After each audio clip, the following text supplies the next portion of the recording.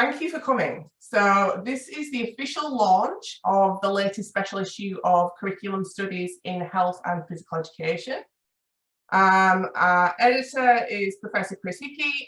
This issue in particular was edited by the formidable Professor Dawn Penny from Edith Cowan and myself, Laura Alfrey from Monash Uni. So the special issue was entitled Curriculum Possibilities, Creative Readings and Transformative Practice. About a year ago, I said to Chris that I thought HPE was experiencing a policy turn and that people were starting to pay more attention to policy curriculum and policy work within the field. And he just laughed at me and said, "What, you and your 8 mates?" And maybe he had a point, but the responses from the call for papers suggest that Dawn and I at least have about 20 mates that are interested, engaged in this kind of work around policy, curriculum, and the possibilities and impacts on practice. So the call for papers pointed to a growing body of health and PE literature that has directed attention to the ways in which changing socio-political context can generate new pedagogical possibilities for health and PE. At the same time, the call for papers also acknowledged the complex, unstable, contingent and negotiated nature of curriculum work and enactment. So as I hinted earlier, the response to the call for papers was impressive and, dare I say, unexpected. But the fabulous authors that contributed in the end were Sue Sutherland and Jen Walton-Pezet from the States, Susie Stevens and Kylie Thompson from Aotearoa, New Zealand, Dave Aldous, Victoria Evans, Reese Lloyd, Fiona Heath-Diffie and Fiona Chambers from the United Kingdom. What a team. Robin Garrett from South Australia, and then Jenna LaRusso, Dylan Scallon, Anne McPhail, Suzanne Hargreaves, Mike Story, and Lara Dabbert from Ireland/Canada. So what a crew. And there's many great things about this special issue. I know I'm biased, but one is that it offers a really international flavour on curriculum possibilities across a range of contexts. And bringing together a range of stakeholders. You'll notice the size of some of those authorship teams, and that's kind of representative of this strive for international but also interprofessional perspectives in this space, including teachers, teacher educators, curriculum writers and education officers. So more specifically, Sue Sutherland and Jen Walton-Pezet provided a really fabulous insight into the interactive policy work in Ohio, a state in the United States. And they really shone a light on what often seems to be, at least for me, this black box of US physical education, and demonstrated what's possible via targeted policy and curriculum work and advocacy more broadly. Susie Stevens and Kylie Thompson expose contradictions and realizations that they were afforded via a critical friendship that existed to pursue transformative teacher education within a context of increasingly restricted policy context, or a double context there.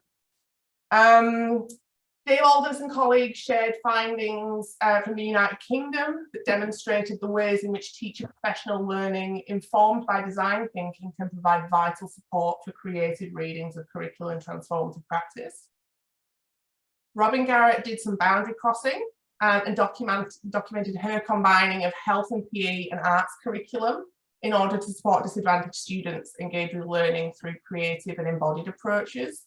And she did so to support teachers in reimagining their practice in ways that engage the body and creativity. And then last but not least, Jenna LaRusso and colleagues, represented by Dylan Scanlon today, acknowledged that intentional curriculum policy engagement is a professional responsibility for all physical education or HP stakeholders. And they use a revelatory instant narratives to trace and examine shifting policy perspectives of a range of PE stakeholders. So that's kind of a whistle-stop overview of the special issue. I'm going to hand over to Professor Chris Hickey as Editor-in-Chief of the journal to say a few words, and then we will get going with the panel. Thank you, Chris. Thank you, Laura. Hi, everyone. I'll be necessarily brief because I've now interrupted your lovely introduction and segue into your presentation or your discussion today. But just a quick one to say, I mean, Laura's introduction probably said it all. It takes a lot of people to run a journal and put these together. It's very much a team effort. And thanks to all the people on the screen or in this webinar at the moment, because you've all been pretty much part of it since along the journey. So thank you all. Everything's going up. We're trending really well. The metrics take a while to sort of catch up, but I think everything about the journal is pointing in the right direction, and it's through the collective and respective efforts of you all. So thank you for that. In relation to our special issues, this is we were delighted when this came together. Laura gave a potted history of how she remembers it coming together, but that's you know, it is a really important theme. We are interested in special issues. So if people in this webinar have got ideas or want to toy with it, that's by all means. It's one of our strategic initiatives that we will continue to undertake. Special issues. We've got another one in development now with Lisa Hunter's leading around Indigenous knowledges that's actually percolating at the moment, and calls for papers have been out there, and that's taking shape. So keep your eye out for that. But from my perspective, this is really important work that Dawn and Laura have led around curriculum. It's fabulous. I think it'll start a conversation that'll go on for some time, and I hope to get inundated with lots of papers that emanate from these sorts of discussions. So I hand back to you, Dawn and Laura. You've done a great job, and I'm really looking forward to the discussion this morning. My time. So much, Chris. We will get started. Just before we do, just to be really clear about what's going to happen over the next 30-40 minutes. We've got 4 panel members representing 4 of the authorship teams. We have Professor Dawn Penny, who led the editorial and the issue more broadly, Susie Stevens, Dylan Scanlon, and Dave Aldous. I have some questions to ask, some of which were featured in the call for papers, and then there's some additional ones. Feel free as attendees to ask questions at any time. Just unmute yourself and go for it. The intention is this is a conversation. So if you have questions, we really want you to have space to ask them if you wish. So it is being recorded. So if you do not wish to be recorded, just keep your camera off and put your question in the chat, and myself or someone else can articulate the question for you. Okay. So panel members, are you ready? Question number 1, what curriculum possibilities are health and physical education professionals finding space and support to pursue in various national and institutional settings? And Susie, if I can ask you to start, that would be fabulous. That's a really big question, and I'll try and do it justice, but I'm sure there's other people on the panel and in the room that could speak to it just as eloquently, to be honest.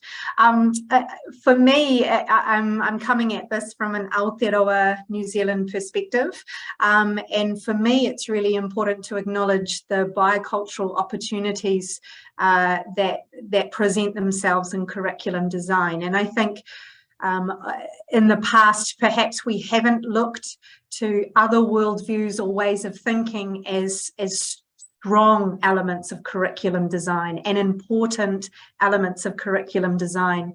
And I really see a shift, especially in New Zealand.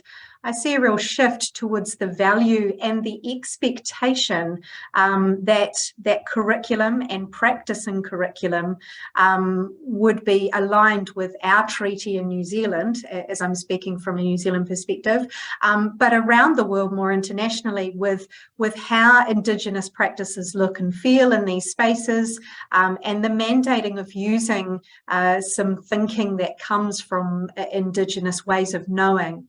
A couple of other possibilities and spaces that I see in curriculum is I'm always troubled by the notion that pleasure gets a back seat, and I really feel like there is a possibility around pleasure to not be viewed at the expense of performance as something that's dichotomous to performance, and as pleasure is something that is mandated and supported by policy and practice with our curriculum in terms of physical education. I think it's really easy to talk about how someone finds meaning in physical education, or someone moves or enjoys movement. But when it comes to policy and practice, we think that that's just a given, right? We thought, or it's a byproduct. So we've got the real outcome, but perhaps that's a secondary something that might happen. But we know from other research that that's not just the case.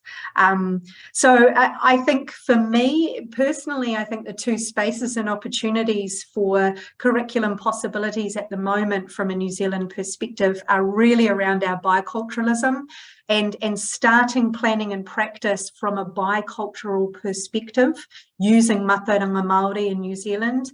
I see that really shaping and paving the way, and also providing some space for challenging these notions of performative sporting discourses that exist in physical education, and recentering on pleasure.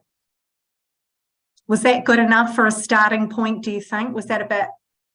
I didn't swear, so I feel like I've done well. Extra points where I didn't need to bleep you. So thank you. Thank you very much.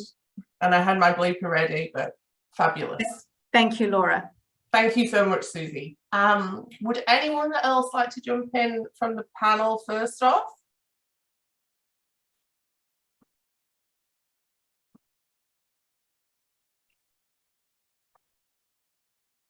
Anyone from the audience like to ask any questions of Susie or anyone else on the panel in relation to that first question, which was, what curriculum possibilities are health and PE professionals finding space and support to pursue in various national and institutional settings? Maybe you are feeling or finding these spaces or not. And if so, how are you finding them and what are you doing with those spaces? I'd probably add something there, Laura.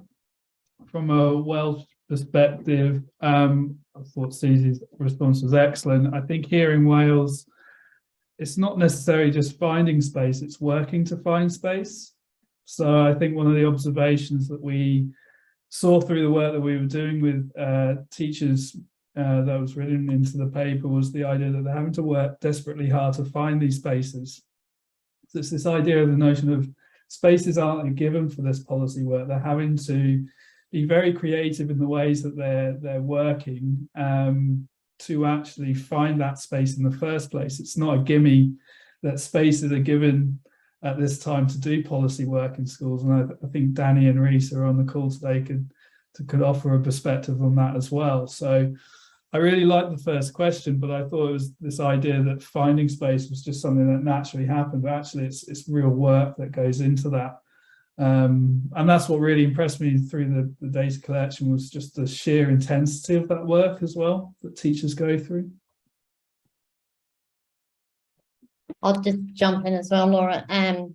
Probably reflecting on the question and also the sort of special issue, but also current developments here in Australia, particularly, I'm really conscious we sort of didn't have state dynamics in the mix of that question. And I think Sue Sutherland and their paper from the state particularly highlighted that significance of the state context there. But also, I think Sue Watman and Shane Pill are both on the call this morning. Some of us were at a national forum last week, which I think, does highlight that the possibilities in the different state contexts in Australia as version 9 of the Australian curriculum sort of pans out are, nuanced and complex. So it'll be interesting to continue to watch that space as to who can pursue what possibilities in that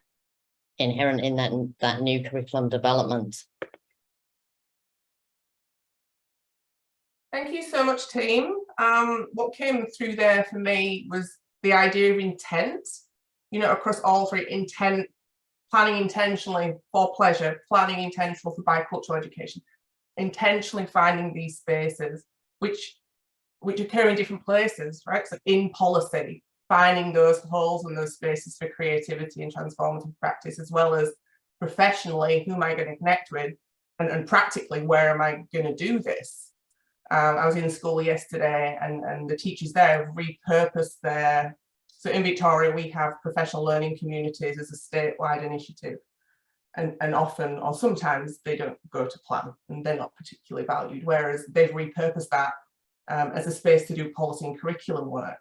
So all of a sudden they feel incredibly supported in doing that work now in ways that they hadn't done in the past, but they've had to be creative about how pockets of time have been used and be really intentional about that. I digress, not like me. Okay, so thank you so much for those responses. And again, feel free to everyone to jump in at any point if you wish. The second question, which also emerged and was stated in the call for papers, is how is this pursuit of possibilities evidenced in health and physical education programs, pedagogy and/or assessment that speak to transformation and/or innovation? And I'll paste that in the chat again. And this time we will start with you, Dave, please. That's okay. Big questions. Sorry. They are We don't do things by hand.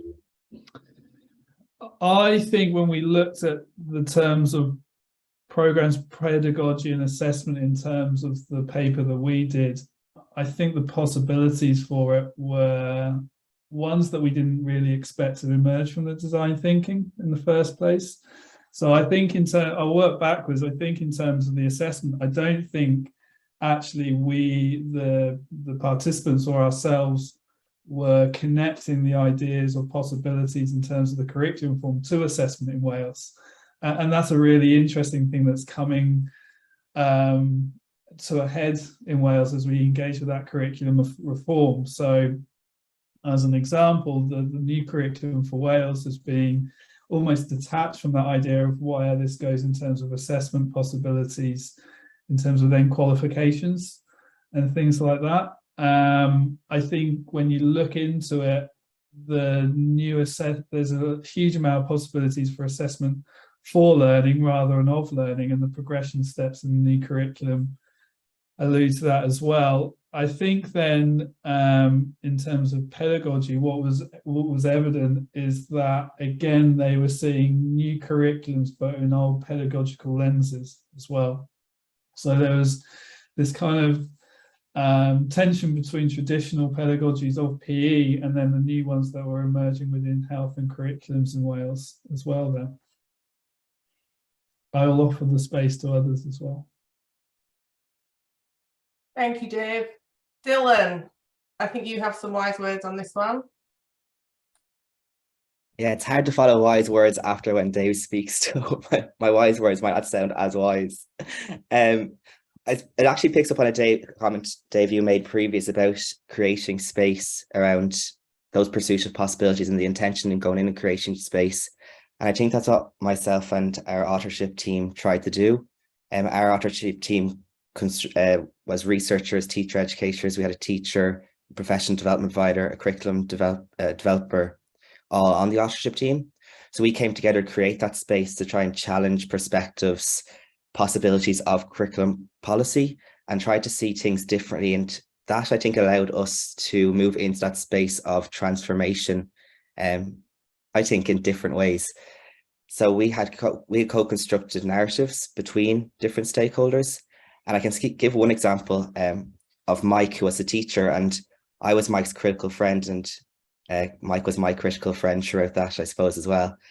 And Mike shifted he had a traditional policy perspective on curriculum policy from the top down, and he didn't really understand or believe that he could influence curriculum policy. But when we actually started to talk out, he kind of started to shift his perspective to a more of a complex perspective on that. He was seeing that there's so many different people and groups, including himself, his students and professional development providers, different teachers, etc., that influence his enactment of policy. And there's one quote here that might capture what he says. He says, "Tackling curriculum policy on your own can be daunting, but working together in a community can lead to great possibilities." I think that kind of speaks to what we were talking about there, and that's Mike's own words about creating that space, be that community between teachers, or maybe more strategically between different stakeholders within the whole physical education community. Thank you so much, Dylan. Did anyone have any questions or any responses to what's been said, or indeed would like to add to the responses already given?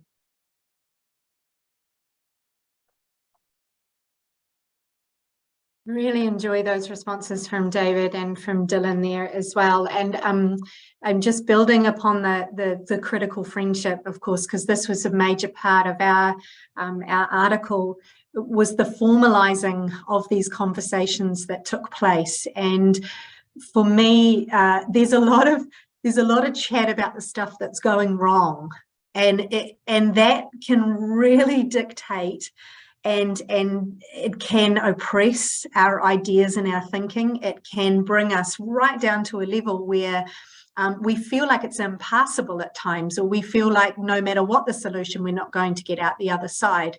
And so for Kylie and I, and Kylie Thompson, who was the co-author on this paper and my critical friend in this piece, to examine how we saw ourselves in this place of transformative PE teacher education, alongside how our students viewed this, was very confronting. And I guess that's where our article's situated, in as much as it's an honest and troubling piece, because it's really raw.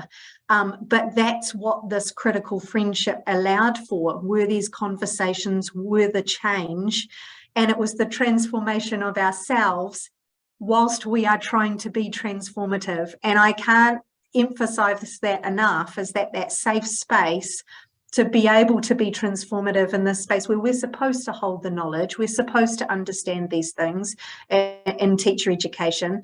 But I think that there should be a real honesty that goes with that. And I think that was some of our key finding from this, is if we don't start sharing that there's a lot of unknowns in this space and there's a lot of contradiction in this space, and that can mean that our transformative role modeling and our experiences that we're creating are very convoluted, are very complex. And I think that's okay. That messiness is okay, and it's something to embrace. I think it allows for great learning. Thank you so much, Susie. And again, for me, what kind of transcended all those responses was the importance of connection and community, and having people to have those kind of difficult, messy conversations with. Any questions from the floor?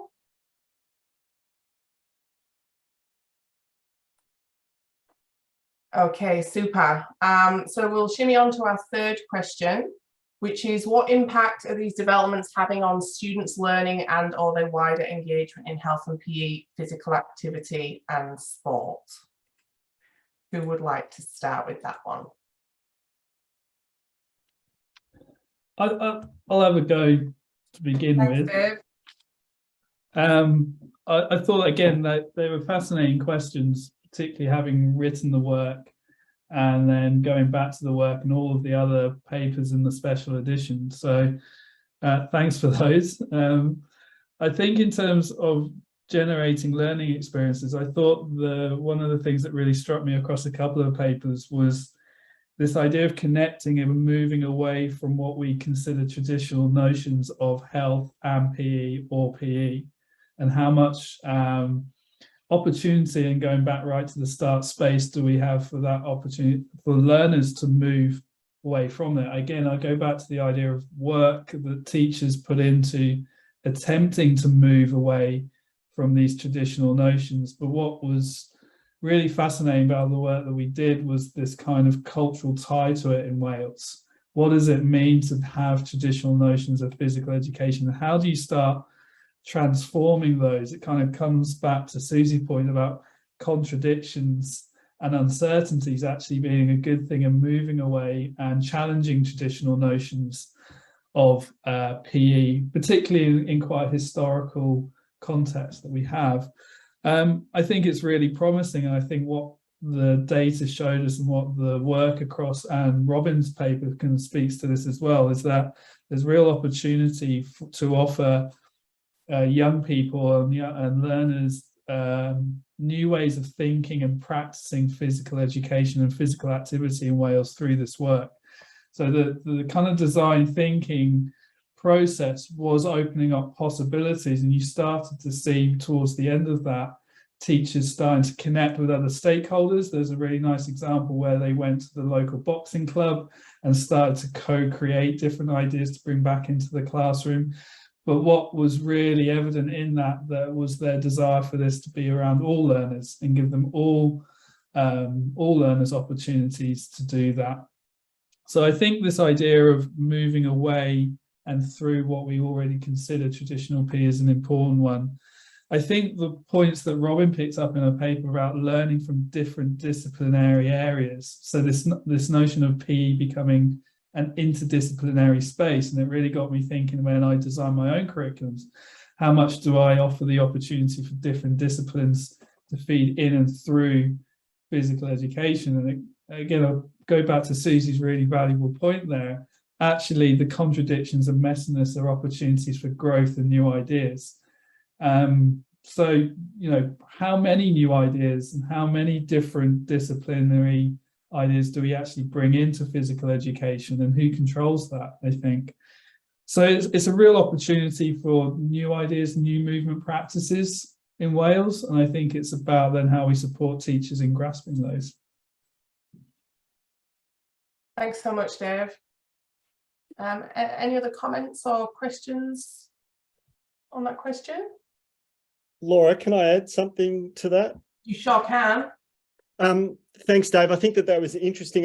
Just a comment about what might be able to be done to challenge some of those things with some of the work. And I'm just picking up and sort of standing on the shoulders of giants here. But, you know, the paradox work of Cale Harris and Hooper around, you know, physical activity learning strategies, especially in professional learning, present some of those opportunities to actually challenge some of those, you know, beliefs, and what does that actually look like in, you know, ongoing policy work, and how does that, you know, engage teachers in what actually goes on. I think is, you know, an opportunity in terms of research work in challenging some of those things. And I think that goes back to all of our work in HPE in particular about, you know, how that works.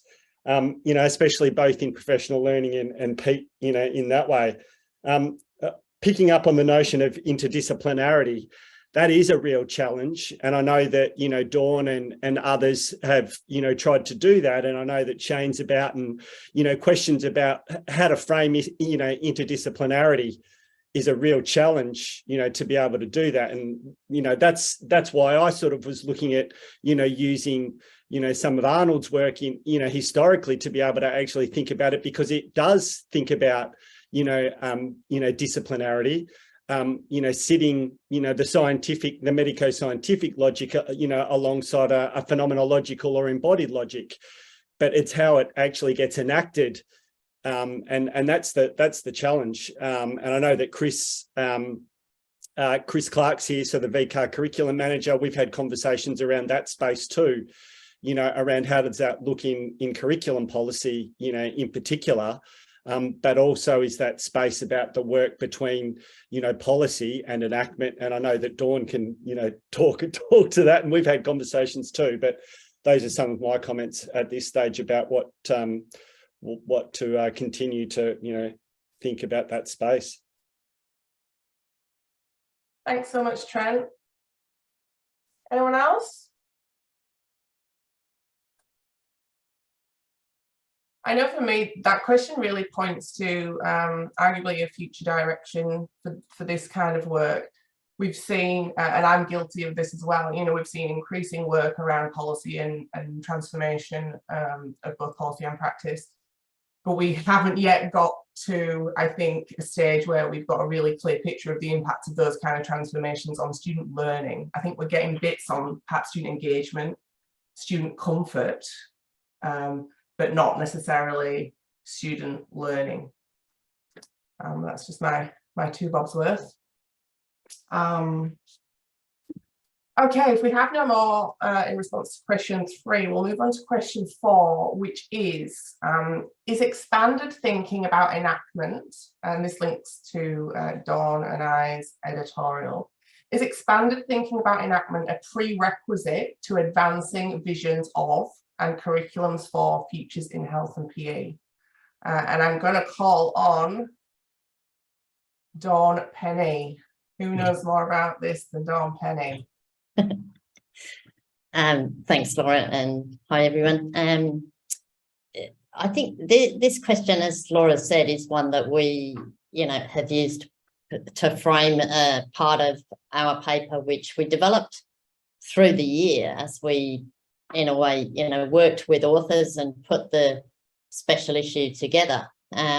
And those papers very much were stimulus for us in terms of where's our thinking on some of these issues. And the paper that we've developed is therefore, framed as a conceptual contribution to the field in this area.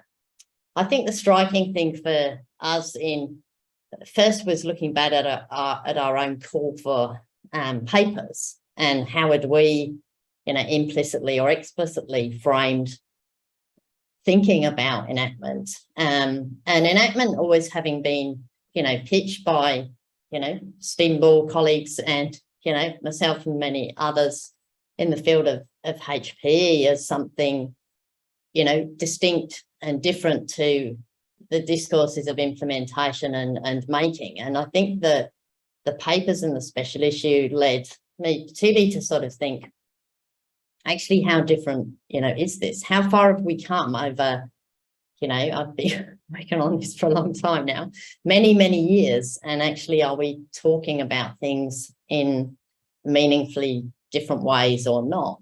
And therefore, very conscious that in a way our starting points for talking about creative readings and talking about possibilities were still, the latest official text in many instances, and that had framed the issue and the papers.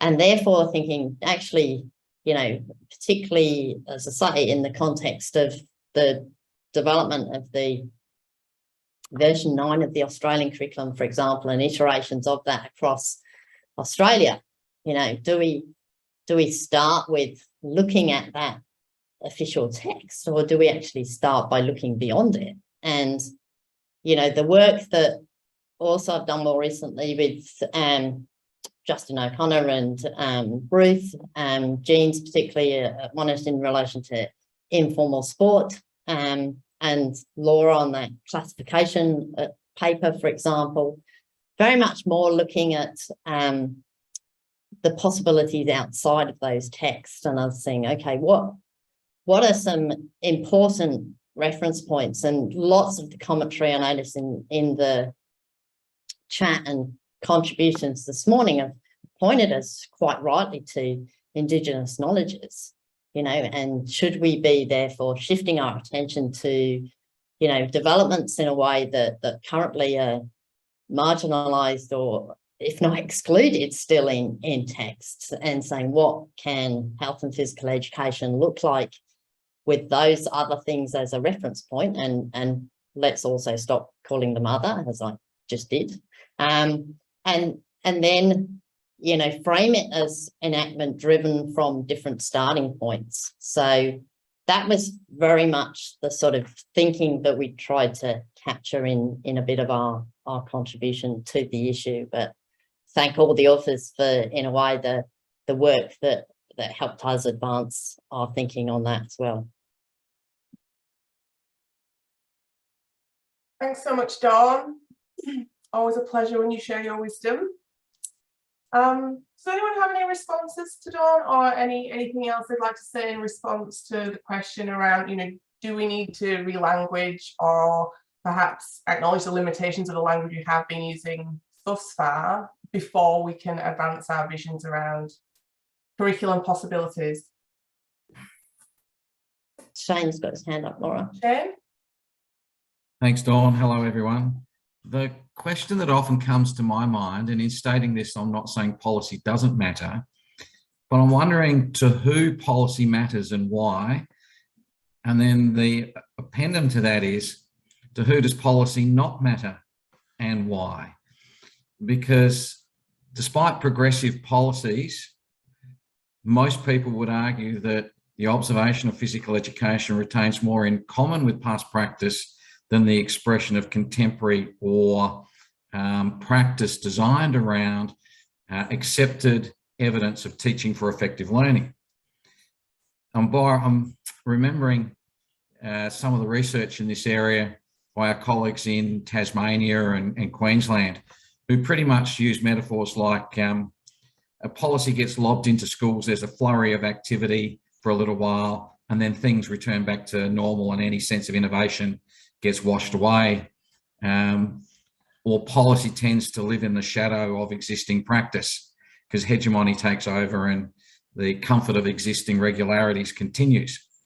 So therefore, policy seems to matter greatly to some people, but at the practitioner level, is policy the thing that matters is a question that I grapple with. Or is policy implementation rather than policy provision where the heart of the matter lies, as Dawn says? I'm conflicted as to where I see it, but I'm really interested in the idea of, I guess, after 34 years in the teaching profession, why most practitioners marginalise policy, which would imply that policy doesn't matter to them. And the reason why it doesn't matter to them is something that I think is worth exploring.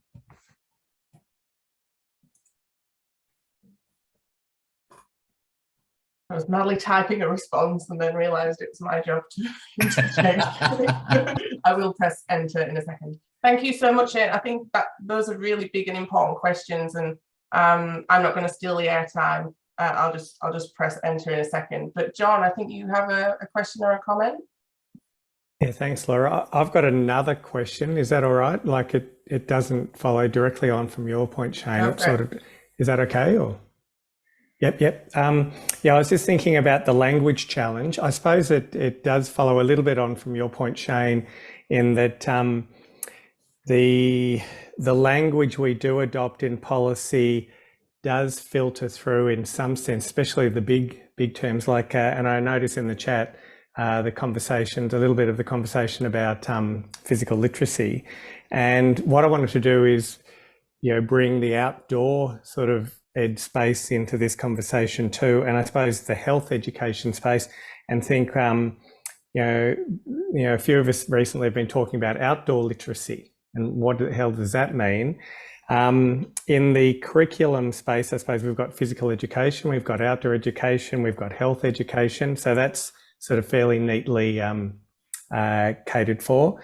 In the cross-curricular space as well, I know in the Australian curriculum we've got a cross-curricular work, curriculum connections, etc., and one of which is outdoor learning, and that made me think of a notion of physical learning. Could physical learning be a cross-curriculum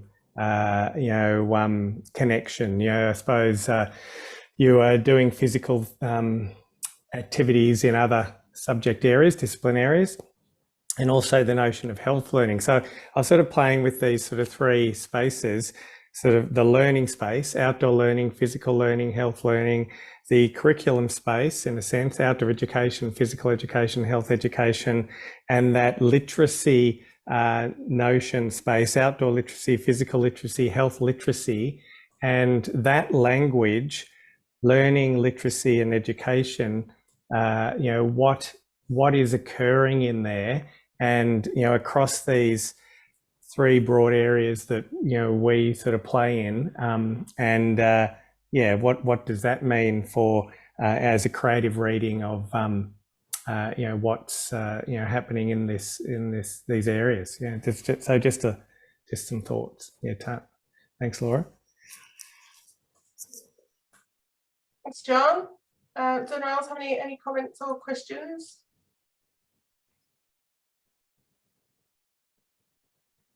I'm sorry, I'm not able to do this and keep an eye on the chat, so forgive me. Probably just, there's a lot of great contributions in the chat, Lauren. I think, touching on, okay, what are we meaning by policy for starters? And that being fundamental to how we talk about these things. But also just picking up, Liz Hunter, and I sort of just posted a point in terms of policy having a little bite anyway, particularly in HPE. And I think we can reflect, hang on, some policies have a lot of bite. very much, frame what is happening in schools and in terms of pedagogy and so on, maybe not so overtly in our field, but more broadly in education. But I think where we were going with our sort of paper also was, can we reach a point whereby the sort of innovative, developments in practice that many people on the call have been a part of, at what point can those be the driver of the next iteration of policy, as compared to, the starting point being something which is so strongly framed by, historical practices and past official texts. So where can the groundswell of evidence in practice, in pedagogy, in assessment come, that we can do things, creatively and differently, that is a celebration of more ways of knowing and different sorts of knowledges? At what point can that have bite in terms of shaping the next iterations of official policy? Because I don't think we've seen that in this latest development much, certainly where I am over in Western Australia or more broadly in Australia. So Thanks so much, Dawn. Dave? Yeah, I put some stuff in the chat, but I thought Shane's questions were fantastic. They're big questions, as I call them. Probably I can't do justice to midnight in Wales, but I think there's definitely things to pursue there later time. What I would say, Shane, I think what you raised there was partial kind of rationale for the work that we started doing in terms of the paper that we published, was this: there is a sense of disconnect between this idea of policy and practice in Wales, and sometimes I wonder actually why that is, and who actually why is that being created? There are some real kind of myths, misinterpretations or translations of what policy is to these practitioners, and so some of the work was kind of dispelling these, or not dispelling them, actually kind of offering a space to actually discuss what policy means to them and how it can be kind of started to translate into their practice. So I think reading that work and then thinking about some of that disconnect is important questions for us to ask. I think the idea of policy for me is more now policies, as Dawn alluded to. So I don't see there was one big thing as policy anymore. I think some policies are disconnected for very political reasons sometimes, and then some policies are forwarded to teachers as well. So I think they're always working with policy, whether they see it or not. Some of the work that we're doing is just trying to illuminate some of those processes that make those connections. But yeah, I think your point around why is there a disconnect is a really interesting one for us to think about, particularly in Wales, but also I think globally as well. Thank you, Dave. Dylan, you've got your hand up? Yeah, just to follow on from Dave, and I suppose in response to some of the questions and conversation in the chat around, one of the motivations for our paper as well, Dave, was around that disconnect, and particularly around the conceptualization of policy and then separately and connected enactment, and then trying to learn what people mean by those two terms. And we, as I said, we had different stakeholders from different places. And linking back to the original question, Laura, about the expansion of enactment, it's something we were all interested in the paper and looking at who's critiquing enactment and how can we work with that critique. And we found the work of Heinemans, I might pronounce that wrong, who critiques Ball's work in enactment, and that led us on a different pathway which underpinned our paper around working with different stakeholders. And I do love quoting people, so I have a quote here from Heinemans as well. And Heinemans recommends that to act with, walk beside them, not above, interpreters into the foreign land of policy, research, discourse. And we really brought that on. We don't know who them is because we've all treated each other as critical friends. So we're the critical friends to teachers, the teachers are critical friends to us, etc., trying to educate us on different perspectives on policy and enactment. And that really worked with us. And a central argument of our paper is if we all start to talk to different people in different spaces, we start to learn from each other of how we can do policy more effectively, more strategically, and possibly then expand that concept of enactment. Thanks so much, Dylan. Language has come through a lot today, and what concepts we're using and why and how they're interpreted and by whom and for what purposes. In the call for papers, we deliberately used some contested terms, you know, transformation, creativity, innovation, not to mention what we've already discussed, the core business, policy and curriculum. So the next question is in relation to the term transformation in particular. And I wondered if anyone had any thoughts on how is transformation framed in and by policy work in health and physical education teaching, if at all, or you can just talk about transformation in general. Laura, if I might. Yeah. I think translation of policy is really interesting in the sense of going back to Shane and other comments and David's comments, that it sort of sits out there. It's much more influential than I think a lot of teachers would acknowledge, and they actually are influenced quite a bit by policy, but they wouldn't have a direct. So where the policy enters the context becomes really important, and how it enters the context. And even in this collection, it's interesting that the curriculum possibilities, opportunities often come from outside of the school. They're not just teachers or, you know, getting together and thinking, oh, here's an opportunity. Sometimes policy can provoke that, but often it's an external or another stakeholder coming in and noticing an opportunity and provoking an opportunity that might upset the grip of tradition and the way we routinely do things. So I think policy can do that if it's really sharply connected to some sort of translational practice that's doable. I remember a while ago, Dawn, and you might be remember this too, when the first national curriculum came out in Australia, and there was an attempt to tell teachers, oh, no, nothing's really changing. You don't have to worry too much, sort of thing, to try and placate that things were going to have to be different, sort of thing. So there's a hosing down of wanting to manage expectations and how policy might disrupt teachers, sort of thing. So, you know, the management and how it comes into our context and how policy influences is really interesting, how it comes into our purview. And it's often, I think, becomes transformative when it comes with something else, where it comes with an agent of change or some opportunity or provocation to undertake some thought, some thinking, some disruption to our practice. Thank you, Chris. And any questions or responses? I wonder about the relationship between transformation and gradualism. Like, is that a dichotomy to navigate, or is it messier than that?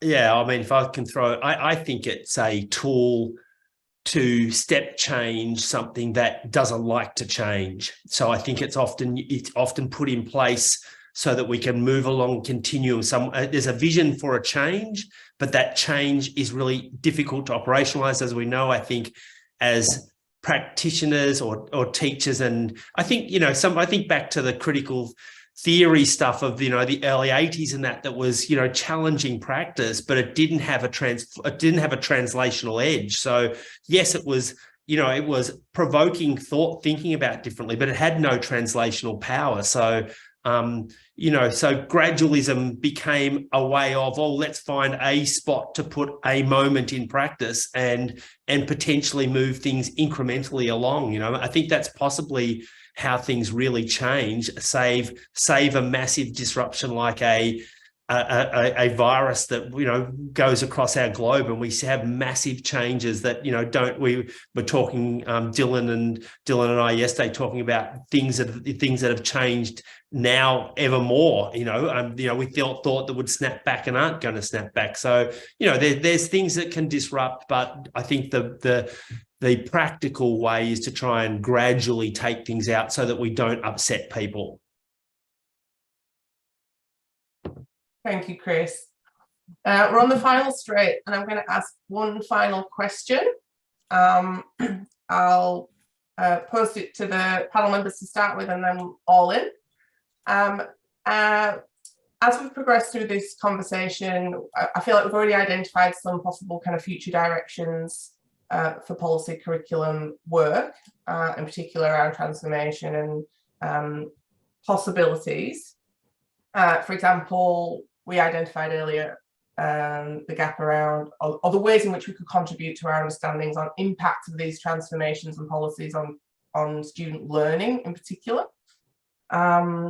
So my question is, what agendas for research, policy and practice have emerged from this special issue, or indeed the conversations we've had this morning?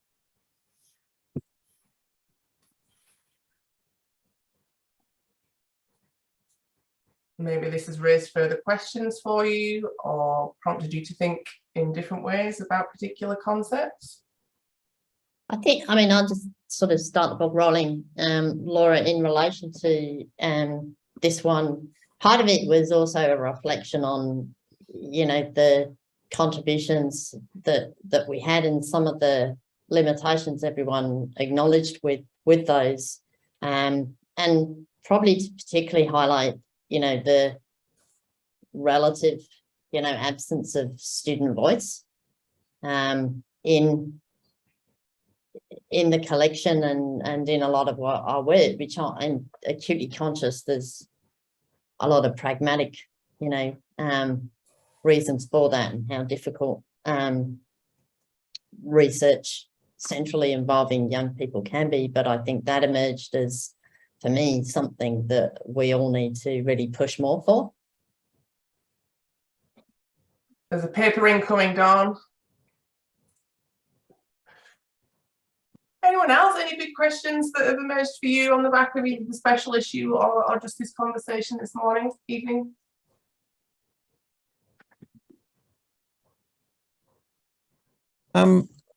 I'd say one thing, which is just going back to, I think one of the real core ideas here, I think, is that notion of enactment and starting to look at both how policy is formed and enacted in schools. And, you know, as Sue has sort of said there before, it's the challenging of the notion that this is somehow a linear process. Your question about gradualism, maybe that implies that things are constantly getting better, which I don't think they are. I think the notion of enactment allows us to sort of understand that maybe policy and perhaps more the practices that we see in schools are simply an expression of the cumulative effect of different forces enact in a school situation. I don't know if that makes sense, but you know, enactment for me takes some of the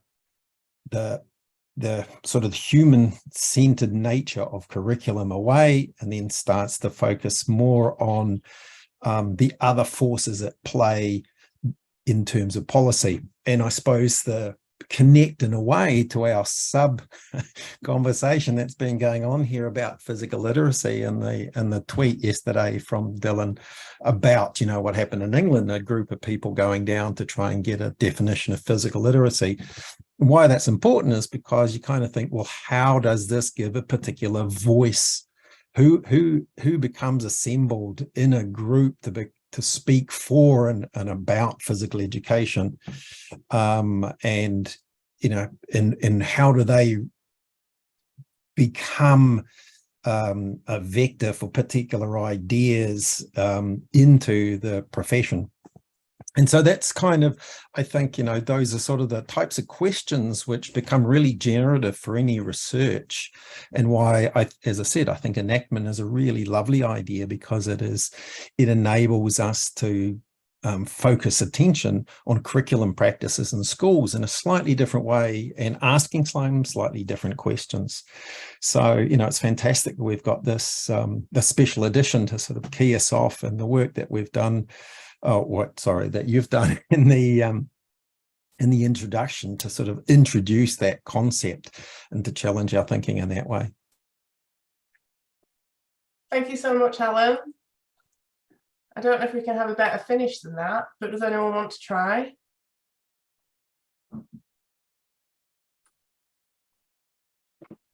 Okay. No. Oh, was that someone?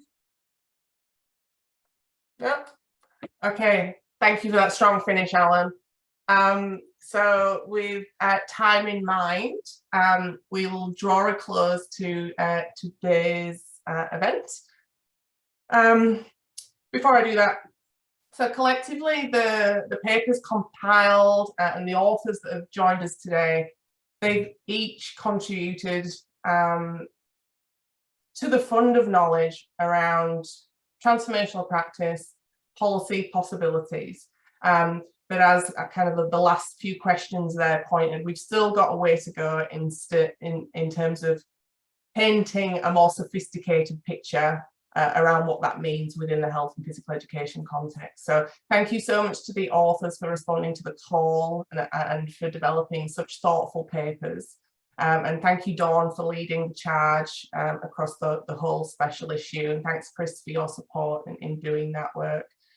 So this, in closing, this special issue really is just kind of a partial, yet hopefully valuable exploration of some big ideas, many of which we've touched on today. And that we hope will kind of prompt bigger thinking, bigger questions, and kind of a deepening and expansion of policy research within the health and physical education field. So thank you so much for being here today. And that's a wrap. I'll stop recording, but feel free to